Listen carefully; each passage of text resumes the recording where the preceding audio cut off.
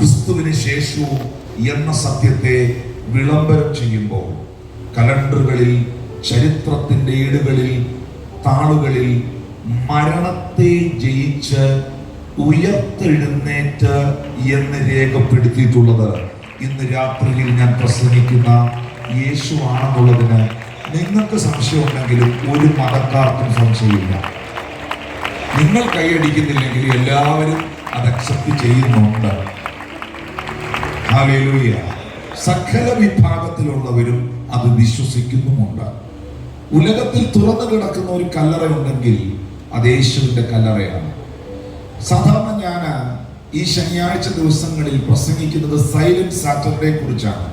പക്ഷെ ഇന്ന് കർത്താവ് എനിക്ക് നൽകിയിരിക്കുന്ന നിയോഗം മറ്റൊന്നാണ്, സൈലന്റ് സാറ്റർഡേ.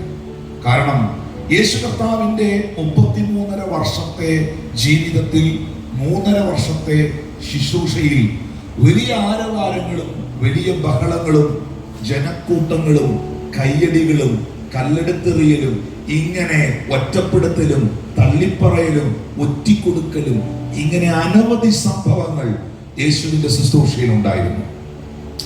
ലൂക്കോസിന്റെ സുവിശേഷം 12-ാം അധ്യായത്തിന്റെ 1-ാം വാക്യമൊക്കെ എഴുതിയിരിക്കുന്നത് പുരുഷാരം തമ്മിൽ തമ്മിൽ ചവിട്ടുവാൻ തക്കവണ്ണം 1000-1000 തിങ്ങിക്കൂടി എന്നാണ്. എന്ന് പറഞ്ഞാൽ മലയാളിയുടെ ഭാഷയിൽ നസ്രായൻ ശുശ്രൂഷിക്കാൻ വന്നു നിൽക്കുന്നിടത്ത് കാല് കുത്താൻ ഇടയില്ലായിരുന്നു, അതുപോലെ ജനമായിരുന്നു.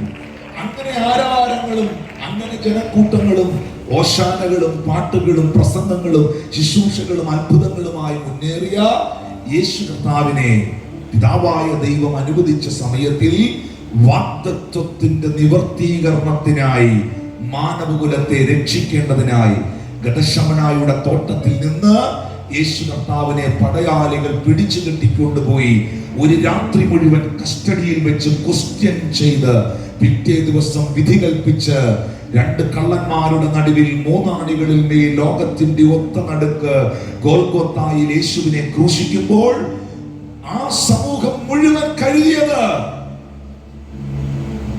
അതോടുകൂടെ നസറയത്തുകാരന്റെ ശുശ്രൂഷകൾ അവസാനിച്ചു എന്നാണ്. എല്ലാവർക്കും ഇഷ്ടം ഈ ചിലരൊക്കെ അവസാനിക്കുന്നതും ക്ലോസ് ചെയ്യപ്പെടുന്നതും നെഗറ്റീവായിട്ടുള്ള കാര്യങ്ങൾ സംഭവിക്കുന്നതും കാണാനുള്ള സന്തോഷമാണ്.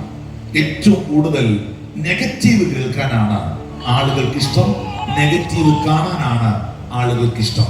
പക്ഷേ ക്രൂശിലേക്ക് നിങ്ങൾ നോക്കിയാൽ ആ ക്രൂശും അടയാളപ്പെടുത്തുന്നത് നെഗറ്റീവ് അല്ല, ക്രൂശും ഒരു സിംബൽ ഓഫ് പോസിറ്റീവാണ്. ഹല്ലേലൂയ. ക്രൂശിലേക്ക് നിങ്ങൾ നോക്കിയാലും എനിക്ക് അവിടെ നെഗറ്റീവ് അല്ല പ്രിയമുള്ളവരെ കാണാൻ കഴിയുന്നത്. അത് നെഗറ്റീവ് ആണെന്ന് അവർക്ക് തോന്നിയാലും അവർ നോക്കുന്നത് പോസിറ്റീവിലേക്കാണ്. എത്ര പേർക്ക് ഞാൻ ഈ പറയുന്നത് മനസ്സിലാക്കാൻ കഴിയുന്നു എന്ന് എനിക്കറിയുകയില്ല. എല്ലാം അവസാനിച്ചു എന്ന് അവർ കരുതി. അന്ധന്റെ കണ്ണ് തുറന്നവന്റെ, ചെകിടന്റെ ചെവി കേൾപ്പിച്ചവന്റെ, ഊമനെ സംസാരിപ്പിച്ചവനെ, മരിച്ചവനെ ഉയർപ്പിച്ചവന്റെ കൈകളിൽ അണിയടിച്ചു തുളച്ചു കയറ്റി ആ കൈകൾ നിശ്ചലമായി കിടന്നപ്പോൾ അത്ഭുതങ്ങളും അടയാളങ്ങളും വീര്യപ്രവർത്തികളും അതോടുകൂടെ അവസാനിച്ചു എന്ന് ചിന്തിച്ചവർക്ക് തെറ്റി.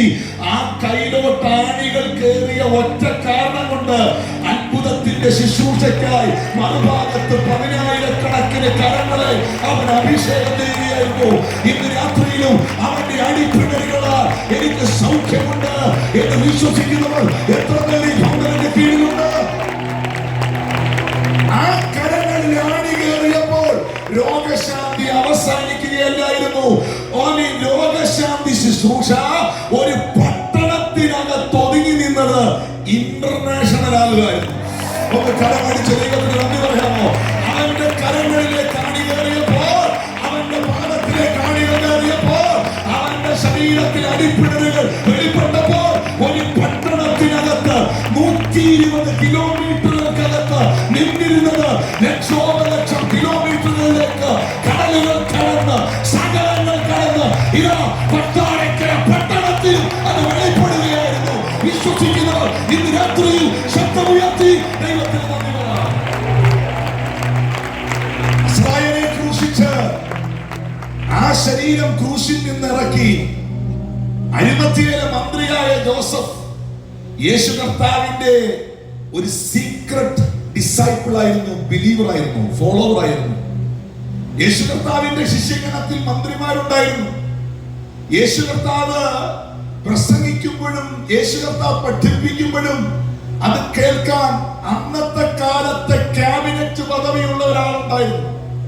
അങ്ങയുടെ പേരാണ് അരിമത്ഥ്യയിലെ മന്ത്രിയായ ജോസഫ്.